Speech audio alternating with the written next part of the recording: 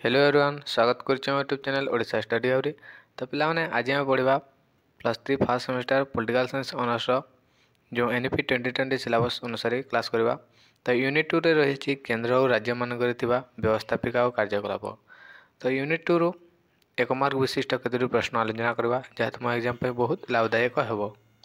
तो देख प्रथम प्रश्न रही संसदीय सरकार प्रथमे क्यों देश में कार्यकारी होता। संसदीय सरकार प्रथमे क्यों देश में कार्यकारी होता। तो आंसर हो इंग्लैंड। संसदीय सरकार प्रथमे इंग्लैंड देश में कार्यकारी होता। नेक्स्ट अच्छे भारतर संसद केते सदन विशिष्ट अटे। भारतर संसद 2 सदन विशिष्ट अटे। बुझेगा 2 सदन व्यवस्था अटे। नेक्स्ट रही भारत संविधान क्यों धारा संसदर गठन प्रणाली वर्णित होती। तो भारत संविधान 79 धारा अनुसार 79 धारा अनुसार संसदर गठन प्रणाली वर्णित होती। नेक्स्ट रही लोकसभार सभ्य संख्या केते ना लोकसभार सभ्य संख्या होती 547 जन। लोकसभार सभ्य संख्या होची 547 जन। नेक्स्ट रही राज्यसभार सभ्य संख्या केते ना राज्यसभार सभ्य संख्या होची 250 जन। नेक्स्ट रही राज्यसभा को संवैधानिक नियम अनुसार की गृह कहुए ना राज्यसभा को संवैधानिक नियम अनुसार संघीय गृह बोली कहुए। मन रख पे संघीय गृह। नेक्स्ट रही लोकसभा को संवैधानिक नियम अनुसार की गृह कहुए ना लोकसभा को संवैधानिक नियम अनुसार गणतांत्रिक गृह व लोकप्रिय गृह कहुए। तो लोकसभा को गणतांत्रिक गृह व लोकप्रिय गृह कहुए और राज्यसभा को संघीय गृह कहुए। बुझीगला। नेक्स्ट रही राष्ट्रपति लोकसभा एवं राज्यसभा को केते जन सदस्य मनोनीत कर पठाई था। तो 2 वा 12। राष्ट्रपति लोकसभा को 2 जन और राज्यसभा को 12 जन सदस्य मनोनीत कर पठाई था। बुझेगा। नेक्स्ट राज्यसभा सदस्य होगापी प्रार्थी को अन्यून केते वर्ष होता दरकार ना राज्यसभा सदस्य होगापी प्रार्थी को 30 वर्ष बयस होता आवश्यक।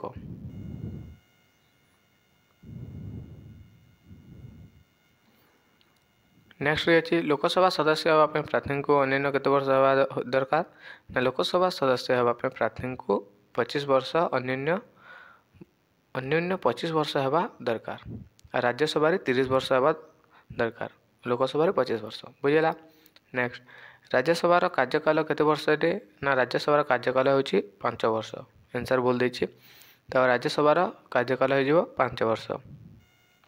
नेक्स्ट रही लोकसभा केते वर्ष को थरे निर्वाचित होता ना लोकसभा 5 वर्ष को थरे निर्वाचित होता।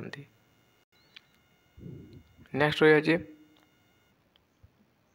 क्यों प्रस्ताव बल राष्ट्रपति को बहिष्कार करा जाए ना महाभियोग प्रस्ताव बल राष्ट्रपति को बहिष्कार करा जाए। क्लियर। नेक्स्ट प्रधानमंत्री बहिष्कार करने लोक माने प्रधानमंत्री बहिष्कार करने लोकसभा क्यों प्रस्ताव गृहीत होगा आवश्यक हुए ना आंसर हो अनास्था प्रस्ताव। प्रधानमंत्री बहिष्कार करने लोकसभा 79 प्रस्ताव गृहीत होगा आवश्यक होते। नेक्स्ट रही क्यों प्रस्ताव बल राष्ट्रपति बहिष्कार हुए ना यहाँ महाभियोग। नेक्स्ट रही देख 15 नंबर लोकसभा गृहीत होता अर्थ बिल को राज्यसभा केते दिन अटकाई रखी पारे ना 14 दिन। आंसर हो 14 दिन। नेक्स्ट रही राज्यसभा को किए संचालन करते ना राज्यसभा को उपराष्ट्रपति संचालन करते। नेक्स्ट अच्छी लोकसभार मुख्य को कौन कहुए ना लोकसभार मुख्य को बाचस्पति कहुए। नेक्स्ट अच्छी भारतीय संसदर मिलित अधिवेशन में किए सभापतित्व करते ना भारतीय संसदर मिलित अधिवेशन में बाचस्पति सभापतित्व करते। परवर्ती प्रश्न अच्छे एक बिल अर्थ बिल कि नुहे ये स्थिर करते किए स्थिर करते ना बाचस्पति। एक बिल अर्थ बिल कि नुहे यह बाचस्पति स्थिर करते। क्लियर। नेक्स्ट राज्यसभार सदस्य मान किए निर्वाचित करते ना राज्यसभार सदस्य मान राज्य विधानसभा निर्वाचित सभ्य माने निर्वाचित करते। नेक्स्ट रही लोकसभा क्यों आधार रे प्रतिनिधित्व सृष्टि करा जाए। लोकसभा क्यों आधार रे ପ୍ରତିନିଧିତ୍ୱ ସୃଷ୍ଟି କରାଯାଏ ନା ଲୋକ ସଂଖ୍ୟା ଆଧାରରେ। ନେକ୍ସଟ ଅଛି ରାଷ୍ଟ୍ରପତିଙ୍କ ସ୍ଥିତି ବିଷୟରେ ସମ୍ବିଧାନର କେଉଁ ଧାରାରେ ବିଶେଷ ସୂଚନା ମିଳିଥାଏ ନା 52 ଧାରାରେ। 52 ଧାରାରେ ରାଷ୍ଟ୍ରପତିଙ୍କ ସ୍ଥିତି ବିଷୟରେ ସମ୍ବିଧାନର 52 ଧାରା ଅନୁସାରେ ବିଶେଷ ସୂଚନା ମିଳିଥାଏ। ନେକ୍ସଟ ରହିଛି ରାଷ୍ଟ୍ରପତିଙ୍କୁ ବହିଷ୍କାର କରିବା ପାଇଁ ସଂସଦରେ କେଉଁ ପ୍ରସ୍ତାବ ଆଗତ ହୋଇଥାଏ ନା ମହାଭିଯୋଗ ପ୍ରସ୍ତାବ ଆଗତ କରାଯାଇଥାଏ। ନେକ୍ସଟ ଅଛି କେଉଁ ଧାରା ଅନୁସାରେ ରାଷ୍ଟ୍ରପତି ଜାତୀୟ ଜରୁରୀକାଳୀନ ଅବସ୍ଥା ଘୋଷଣା କରିଥାନ୍ତି ନା 352 ଧାରା ଅନୁସାରେ। 352 ଧାରା ଅନୁସାରେ ରାଷ୍ଟ୍ରପତି ଜାତୀୟ ଜରୁରୀକାଳୀନ ଅନାସ୍ଥା ପ୍ରସ୍ତାବ 352 ଧାରା ଅନୁସାରେ ରାଷ୍ଟ୍ରପତି ଜାତୀୟ ଜରୁରୀକାଳୀନ ଅବସ୍ଥା ଘୋଷଣା କରିଥାନ୍ତି। ନେକ୍ସଟ ଅଛି କେଉଁ ଧାରା ଅନୁସାରେ ରାଷ୍ଟ୍ରପତି ରାଜ୍ୟମାନଙ୍କରେ ଜରୁରୀ ପରିସ୍ଥିତି ଘୋଷଣା କରିଥାନ୍ତି ନା 356 ଧାରା ଅନୁସାରେ ରାଷ୍ଟ୍ରପତି ରାଜ୍ୟମାନଙ୍କରେ ଜରୁରୀ ପରିସ୍ଥିତି ଘୋଷଣା କରିଥାନ୍ତି। ନେକ୍ସଟ ଅଛି କେଉଁ ଧାରା ଅନୁସାରେ ରାଷ୍ଟ୍ରପତି ଦେଶର ଆର୍ଥିକ ଜରୁରୀ ଅବସ୍ଥା ଘୋଷଣା କରିଥାନ୍ତି ନା 360 ଧାରା ଅନୁସାରେ ରାଷ୍ଟ୍ରପତି ଦେଶର ଆର୍ଥିକ ଜରୁରୀ ଅବସ୍ଥା ଘୋଷଣା କରିଥାନ୍ତି। ନେକ୍ସଟ ରହିଛି କେଉଁ ଧାରା ଅନୁସାରେ ରାଷ୍ଟ୍ରପତି ଦେଶର ଆର୍ଥିକ ଜରୁରୀ ଘୋଷଣା କରିଥାନ୍ତି ନା ଏହାର 360 ଧାରା ଅନୁସାରେ। ନେକ୍ସଟ ଅଛି ଦେଖ ରାଷ୍ଟ୍ରପତି ପଦ ପାଇଁ ପ୍ରତିନିଧିତ୍ୱ କେତେ ବୟସ ନିର୍ଦ୍ଧାରିତ କରାଯାଇଛି। ଆନ୍ସର ଯିବ 35 ବର୍ଷ।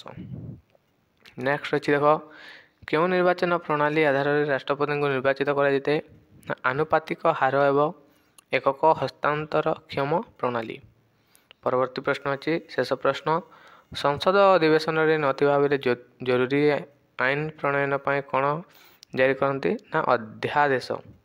ତ ପିଲାମାନେ ଏଇଟା ଥିଲା +3 first semester political science core paper 2ର ୟୁନିଟ୍ 2ରୁ 1 ମାର୍କ ବିଶିଷ୍ଟ ଗତିରେ ପ୍ରଶ୍ନ। ଆଶା କରୁଛି ଭିଡ଼ିଓଟି ଭଲ ଲାଗିଥିବ। ଭିଡ଼ିଓଟି ଭଲ ଲାଗିଥିଲେ ତୁମ ସାଙ୍ଗସାଥିମାନଙ୍କୁ ସେୟାର କରିଦେବ ଯାହାଦ୍ୱାରା ସେମାନେ ମଧ୍ୟ ଉପକୃତ ହୋଇପାରିବେ। ଧନ୍ୟବାଦ।